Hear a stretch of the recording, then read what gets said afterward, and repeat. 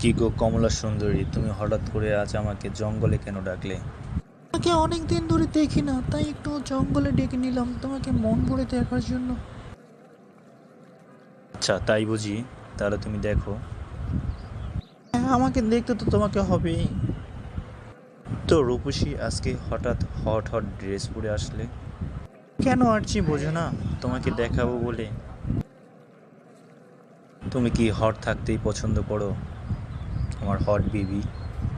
আমি হট থাকতে পছন্দ করি না, আমি শুধু তোমার সামনে হট থাকতে পছন্দ করি, কারণ তুমি তো আমার ক্রাশ। তো আশেপাশে তো কেউই নেই, তো চলো আমরা দুজনে এক হয়ে যাই। না, আজকে মিলন করা যাবে না তোমার সাথে, আমার সমস্যা চলতেছে। এই সময় কিছু করা ঠিক হবে না। ও আচ্ছা তাই বুঝি। তাই তাহলে তুমি এখন চলে যাও, আমিও এখন চলে যাই, যেহেতু আজকে কিছু করা হচ্ছে না আমাদের। আচ্ছা ঠিক আছে, তাহলে আমি চলে যাই, তুমিও যাও, সাবধানে গিয়েও।